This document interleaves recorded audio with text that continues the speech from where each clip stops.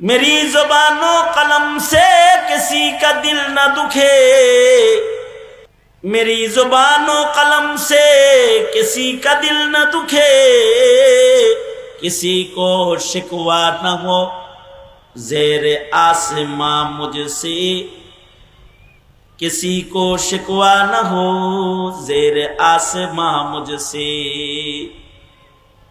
मेरी ज़ुबानो कलम से किसी का दिल न दुखे, किसी को शिकवा न हो ज़ेरे आसमां मुझसे,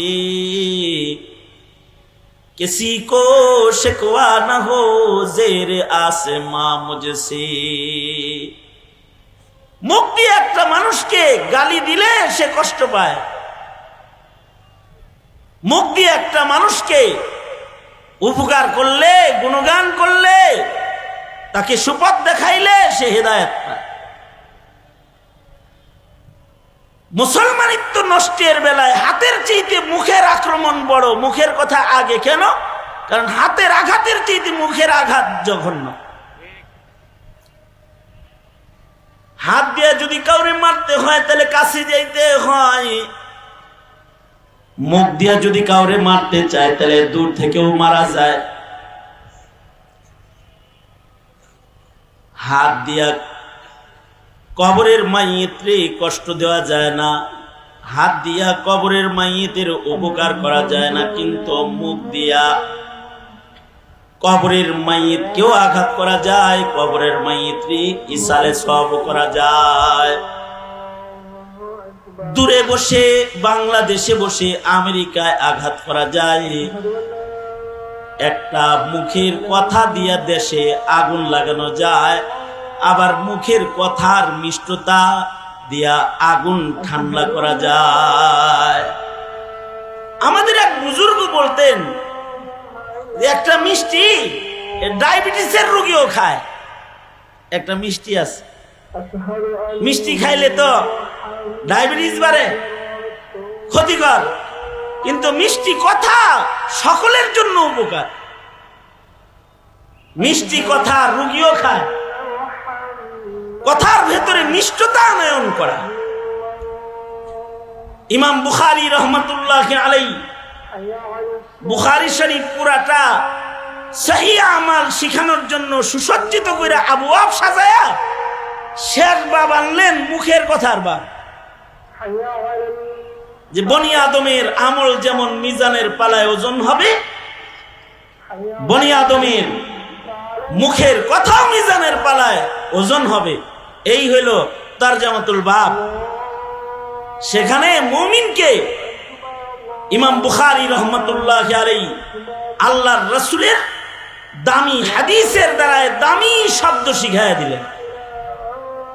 মুখে আনবা তো এমন শব্দ আনো যেটা মিজানে ভারী হবে, ওজনে এটা ভারী হবে, ওই কালিমাতগুলো মুখে উচ্চারণ করো। আমাদের যে ইনহিতাব, অধঃপতন, এর একটা কারণ হলো আমাদের মুখ নষ্ট। আগের জমানার মানুষের মুখ ভালো ছিল, এজন্য বুক ভালো ছিল। এখন মুখ খারাপ তো বুকও খারাপ। এ কারণে মানব জীবনে এই নিয়ামতের কদরদানি করা এটা আজিমুস শান নিয়ামত। চাঁদকে দেয় নাই, সূর্যকে দেয় নাই, গাছকে দেয় নাই, পাথরকে, পাহাড়কে কথা বলার নিয়ামত দেয় নাই আল্লাহ তাআলা। পৃথিবীর অন্যান্য প্রাণীকে আওয়াজ দিছেন, সাউত দিছেন, মানুষকে আল্লাহ তাআলা বয়ান দিছেন। কুকুরের আওয়াজ আছে, পাখির আওয়াজ আছে, বিড়ালের আওয়াজ আছে, কিন্তু মানুষের বয়ান আছে, মানুষের ভাষা আছে। মানুষ সুন্দর সুন্দর শব্দ চয়নে, সাহিত্য সুসজ্জিত, সাহিত্য সজ্জিত ভাষায় মানুষ কথা কয়। যেমন আমাদের আজকে যিনি সভাপতি আদিব সাহেব হুজুর, ওনার আদিব সাহেব কয় কি লেগে কয় জানেন? উনি সাহিত্য সজ্জিত আরবি জবানি সুন্দর উপস্থাপনায় উনি শ্রেষ্ঠ। ওনার মুখের অথবা ওনার কলমের কথা সাহিত্যপূর্ণ। এই যে সাহিত্যের ছোঁয়া মানুষের মুখেও আছে, এটা আল্লাহ পাকের আজীব নিয়ামত। এই নিয়ামতের কদরদানি করনেওয়ালা হয়ে গেলাম ইনশাআল্লাহ। বলেন আওয়াজ করে বলো ছাত্র ভাইরা। কথা যেমন খারাপ বলা যাবে না, কথা ওইরকম খারাপ লেখাও যাবে না, কারণ যেটা লেখাও হয় ওইটাও কথা। আল্লাহর কথা যেটা আমাদের কাছে কেমনে আসছে, আওয়াজে আসছে নাকি লিখিত আসছে? এই কথা বলেন। হ্যাঁ, তাহলে ফেসবুকের লেখা যেগুলো, এগুলো কি? হ্যাঁ, ব্যাবলার মতো বইয়ে রয়েছেন কে? কথা কন না কে? ফেসবুকের যে পোস্ট আর কমেন্ট, এগুলো কি? আজব আজব মানসিকতা। ফেসবুকের একটা পোস্টের কারণে একটা গোষ্ঠীর ভেতরে আগুন ধরে যায়, একটা কমেন্টের কারণে তোমার নজরে পড়ে না, এটা কতটা ক্ষতি হয় ওটারে কথা মনে করো না নাকি?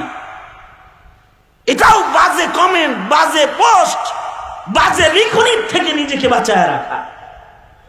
আল্লাহ পাকের নিয়ামত, জবানেও কেউ কষ্ট পাবে না, কলমেও কেউ কষ্ট পাবে না। मेरी जुबानो कलम से किसी का दिल न दुखे, किसी को शिकवा न हो ज़ेरे आसमां मुझसे, किसी को शिकवा न हो ज़ेरे आसमां मुझसे। সুতরাং এটা একটা নিয়ামত। আর আরেকটা আশ্চর্য নিয়ামত হলো মানুষের আকলের নিয়ামত। মানুষকে আল্লাহ তাআলা এমন আকল দান করছেন, যেই আকলের নিয়ামত আল্লাহ তাআলা পৃথিবীর কাউরে দেন নাই, কোন প্রাণীকে এইরকম সুউচ্চ আকলের অধিকারী করেন নাই। এ কারণে পৃথিবীর কোন প্রাণীর বাসস্থানের উন্নতি হয় নাই, পৃথিবীর কোন প্রাণীর চিকিৎসার উন্নতি হয় নাই, পৃথিবীর কোন প্রাণী তাদের পোশাকের উন্নতি হয় নাই, পৃথিবীর কোন প্রাণীর আকল নাই তাই চলাফেরার উন্নতি হয় নাই। কিন্তু মানুষের সব কিছুর ভেতরে পরিবর্তন এসেছে। আগের মানুষ বাতি জ্বালায় ওয়াজ শুনতো, এখন লাইট জ্বালায় শোনে। আগের মানুষ দিনের বেলায় বল খেলতো, এখন রাতের বেলায় খেলে। ছোট্ট বল ছক্কা মারে, সূর্যের আলোয় যেমন দেখে, বাতির আলোয় তেমন দেখে। আগের জমানার মানুষ মরুভূমিতে পায়ে হাঁটে চলতো, আর এখন আকাশ দিয়ে চলে। 6 মাসের পথ 6 দিনে এক সময় গেছে, তারপরে আরো উন্নতি হয়েছে, তো এবার 6 মাসের পথ 6 ঘন্টায় চলে যায়। শুধু দেশের ভিতরে যায় তা না, আকাশ পথ অতিক্রম করার মতো যানবাহন মানুষ আবিষ্কার করেছে, যে আকাশে ঝুলন্ত গ্রহের ভেতরে সে জায়গা বানানোর মতো আকলের মালিক হয়েছে। মানুষই ওই প্রাণী যারা বুকের দুধ সন্তানদের না খাওয়ায়া নিজের আবিষ্কারের দুধ খাওয়ানোর আকল ফিট করেছে। পৃথিবীর কোনো প্রাণী আজও পর্যন্ত নিজের বাচ্চাকে দুধ খাওয়ানো ছাড়া, নিজের স্তন খাওয়ানো ছাড়া পালার কোনো সিস্টেম বানাইতে পারে নাই, কিন্তু মানুষ বানাইছে। ল্যাকটোজিন 1 বানাইছে, ল্যাকটোজিন 2 বানাইছে, 3 বানাইছে। আল্লাহ 2 মাসের বাচ্চার জন্য যে খানা পাঠায় তার একটা নকল খানা বানাইছে, 3 মাসের বাচ্চার জন্য একটা নকল খানা বানাইছে। শুধু খাবার বানায় নাই, রেহেম বানাইছে। পেটে বাচ্চা লইবে না, নাপাক পানি টিউবের ভেতরে ঢুকায় টিউবকে রেহেম বানাইছে। মানুষ ওই প্রাণী যারা এগ্রিকালচারের উন্নতি করেছে, বাগানের ফল বাগান থেকে না খায় ছাদের থেকে খাওয়া শুরু করেছে। ছাদের ভেতরে বেশি গাছ না লাগায় এক গাছের ভেতরে ডালে ডালে ভিন্ন ফল জেনেটিক সায়েন্সের মাধ্যমে মানুষ আকল দিয়ে ঝুলানো শুরু করেছে। গাছ হবে একটা কিন্তু ফল হবে তিনটা। এক গোড়া দিয়ার জমিন থেকে রস যাবে কিন্তু তিন ডালে তিন ফল ঝুলবে, একটায় পেয়ারা ঝুলবে, একটায় আপেল ঝুলবে, একটায় কমলা ঝুলবে। মানুষ ওই আকলমন্দের দল, যাদেরকে আকলের আল্লাহ তাআলা এমন আজীব নিয়ামত দান করেছে যে মানুষের দেহের ভেতরে লুকায় রাখা তথ্যগুলাকে পর্যন্ত ফাঁস করা শুরু করেছে। অর্থাৎ প্রতিটি মানুষের দেহে আল্লাহ তাআলা যে মেমোরি কার্ড রেখেছেন, তথ্য লুকায় রেখেছেন, জিন গবেষণা করে করে মানব দেহের রবের লুকায় রাখা তথ্য ফাঁস করার মতো আকল আল্লাহ তাআলা মানুষকে দান করেছি। বাতাসের মাধ্যমে কথা পৃথিবীর প্রান্ত থেকে প্রান্তে পৌঁছানোর আকল দান করেছে। মাত্র 12 বছরের ব্যবধানে শুধু কথা নয়, ভিডিও চিত্র দেখানোর লাইভ আবিষ্কার করার ক্ষমতা আল্লাহ মানুষকে দান করেছে। আজ থেকে 12 বছর আগে লাইভ ছিল না, এখন লাইভ আছে। তখন ছিল বটন মোবাইল। আকলের উন্নতি যে বয়ানের লাইভ হবে, করবে এক জায়গায়, দেখবে সরাসরি লাইভ সারা দুনিয়া। আসলে এই সব বিজ্ঞান যত উন্নত হইতেছে, নাস্তিকদের কাছে বিজ্ঞানের উন্নতি দিয়া তারা নিজেদেরকে খোদা দাবিদার করার মতো বদ স্বভাব তাদের ভেতরে ঢুকতেছে। আর বিজ্ঞানের উন্নতি দিয়া মুমিনের কাছে ঈমান আরো সুস্পষ্ট হইতেছে, যদি ঈমান নজরটা যদি ঈমানের নজর হয়। আল্লাহর রাসূল সাল্লাল্লাহু আলাইহি সাল্লামকে কেবলামুখী বসায়া অথবা নামাজের মুসাল্লায় দাঁড় করায় আল্লাহ জান্নাত দেখাইছে, জাহান্নাম দেখাইছে, দোজখ দেখাইছে, জান্নাতের নিয়ামত দেখাইছে। কেমনে দেখাইছে এটা বুঝা কষ্ট ছিল।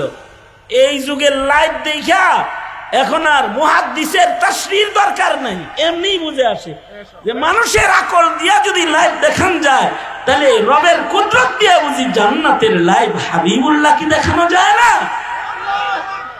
ঈমান তত উঁচু হইতেছে, আকলের যত উন্নতি হইতেছে, মুমিনের ঈমানের তত উন্নতি হইতেছে।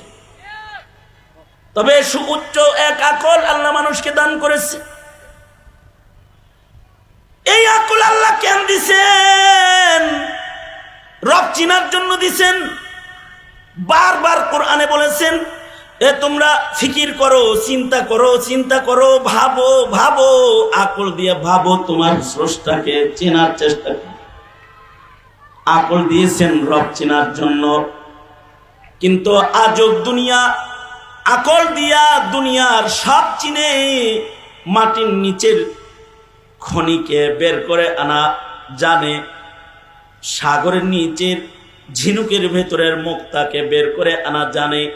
কিন্তু আকল দিয়া যারা রব চিনে না, তারা আসলে আকলমন্দ না। লাহুম কুলুবুন লা ইয়াফকাহুনা বিহা, তাদের আকল আছে কিন্তু তাদের আকলের সহি বুঝ তাদের নাই।